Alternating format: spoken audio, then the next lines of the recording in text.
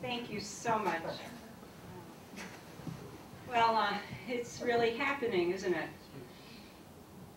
I keep thinking I'm going to wake up and it's going to be fall semester of 2011 and Jim's going to still be across the hall talking to some student about how they really can do it and they can do better and have they thought about seeing Dr. Vicker for an internship. But I have a feeling seeing all these people from the past here that it probably means that that's not going to happen and I'm not going to wake up from the dream.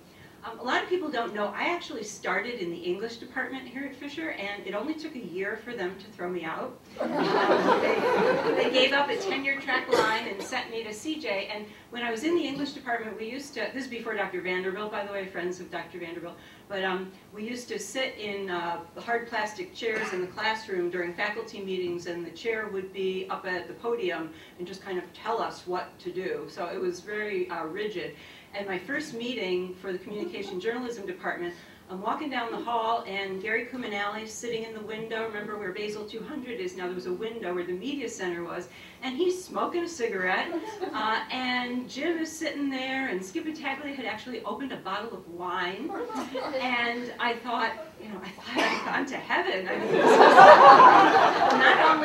not only did I have to not grade English papers anymore, but you know, I got to be with these very cool people who were just, yeah, sure, we're happy to have you. And oh, by the way, Jim's going to be chair next year. And so that began really a long time of, you know, knowing Jim and having him serve as, you know, not only a chair, but a mentor and a friend. We had really hoped he was going to be chair for life. In fact, we even gave him a plaque one day that said chair for life. And at some point, he was ready to kind of, you know, move on from that. So. But he led us for lots of years as chair, and there were some good times, there were some bad times, but the first thing that was always the most important to him was teaching.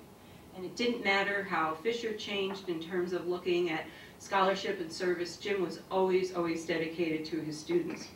So when it finally came time for Jim to step down and I took over the job as chair, it was a pretty scary sort of thing to do, largest major in the School of Arts and Sciences.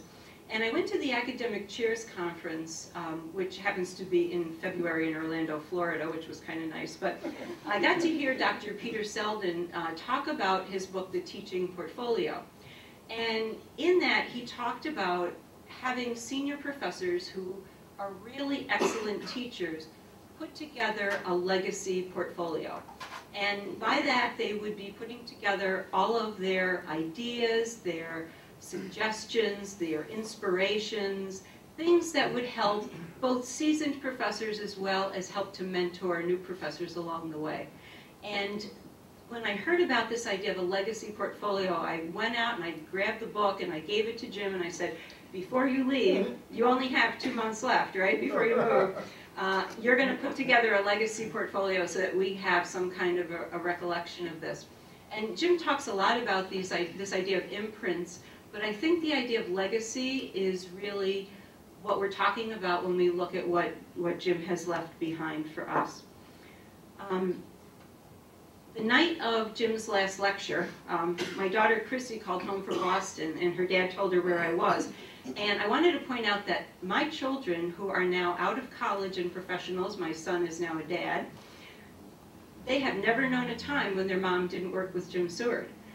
So that gives you an idea of how long this has been. And the next morning I received an email from Chrissy that was entitled, "Hope You're Not Too Sad." And it included just a little bit of it. Hi Mama, I just want to see how you're doing. It must be sad for you to have such an amazing friend and colleague leaving after so long. I'm happy for him that he's getting his well-deserved retirement, but I'm sad too he won't be around to have my mama's back when she needs it. And Chrissy mentioned some things that had happened in the past that were particularly challenging for a young assistant professor, and just how incredible she thought Jim was along the way for that. She said, "Please tell him that I wish I could be there for his retirement party. I'm sure he will have absolutely no problem filling up his days with whatever he wants. I expect the next Christmas mix to be the best ever." That's just a little pressure from my daughter. "And now you have someone to visit in Tennessee." Well, the night of the last lecture, I signed Jim's little frame that the students gave him Lauren, BFF, and it's not what the students think. It's really, for me, in my mind, stands for best Fisher friend. There aren't very many people who can say that they've had the best job in the world. You know, who could want a better job than teaching at a place like this with students that we have had, and doing it with a colleague who's also their best friend for almost 3 decades. So along the way there were some tough times and challenges, but mostly good times, and the satisfaction of seeing so many great students turn into not only media professionals, but professionals in other realms, and also continue their link with the department. Chrissy's email reminded me that I was being sad for myself and for my loss, and I was also being sad for the department and what the department and the college is losing. And I know a lot of you are feeling like today's kind of bittersweet. I mean, it's nice to see everyone, and it's great that we all got together, but there's quite a note of sadness under this. But we should also be very happy for Jim and for Fred, and grateful for the legacy that Jim's leaving behind. A huge part of that legacy are the many, many students whose lives he's touched over the years, and many of whom are here today. And it's my pleasure to introduce one of those former students, the one I call number 2 son, because I'm number 2 mom to him, from the class of 2000, Michael Lieber.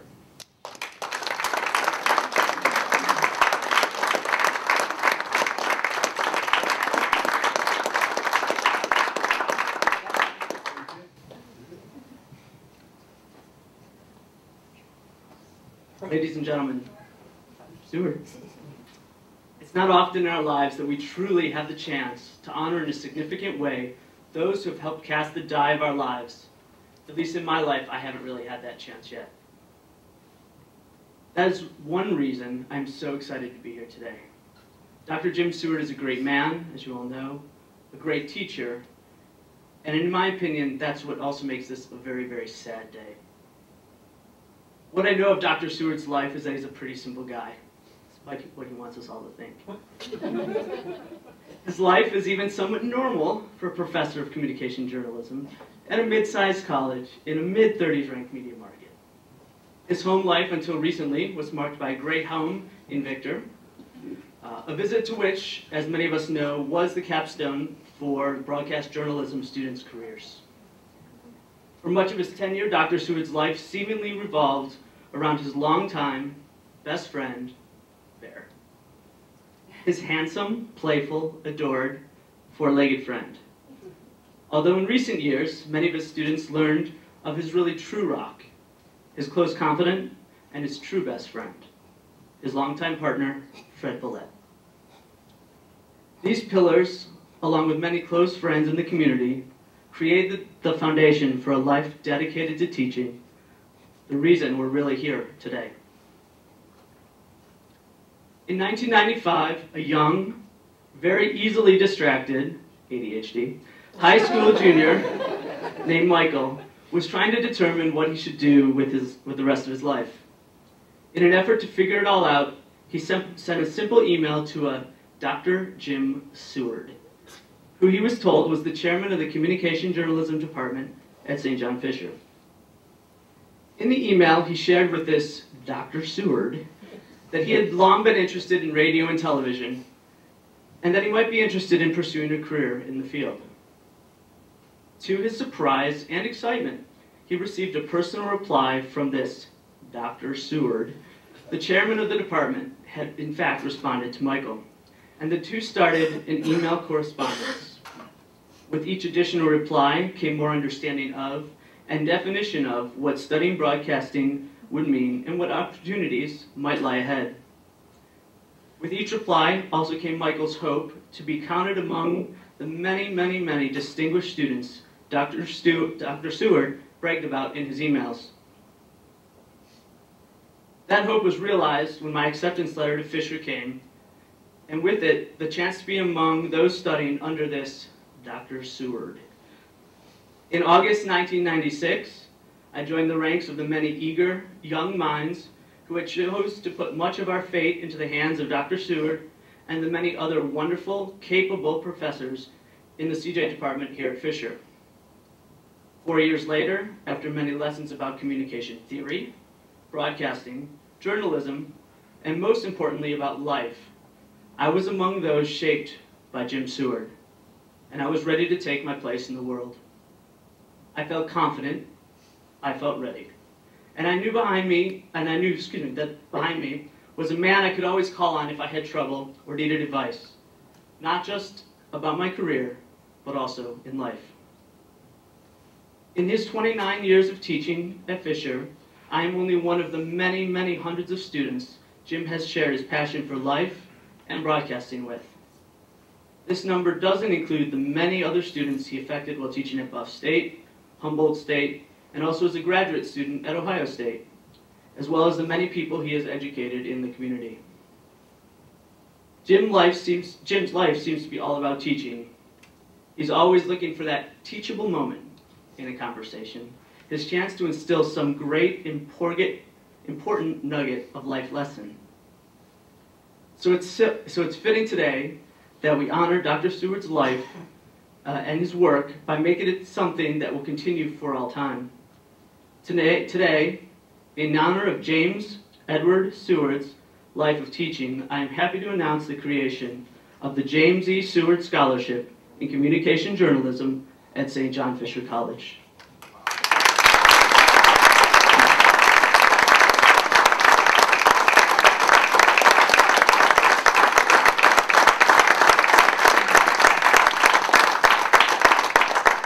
Today, the alumni and faculty whose names appear on the screen behind me, or to my right, have helped to raise over $10,000 of the $20,000 needed to fully endow the scholarship. To them, we say thank you for helping to kick off this effort. While many of them are in this room, or many people in this room know about the scholarship, there are also plenty more here who we didn't have time to, or the ability to, reach out to. Our hope is not only to fully fund the scholarship, but to vastly overfund it, so that its impact is significant and truly long-lasting. I wish to be clear. This gift is not just from those whose names are here and who have already given, but instead it is from all who wish to contribute, no matter the size of the gift, or whether your gift is now or in the future. Your part in this will be part of the living legacy of our friend, our mentor, our professor, Dr. James Seward. And if you're interested in being a part of this gift to Dr. Seward, I hope that you'll either see me or Dr. Vicker or Bob Moline, who actually I don't think is here, from the Office of Advancement, either following this ceremony today or at a time in the future. So Dr. Seward, you know?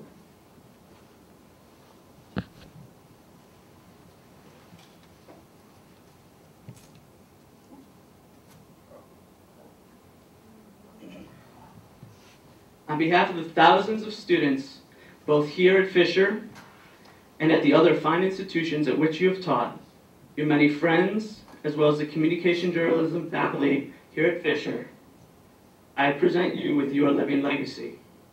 The purpose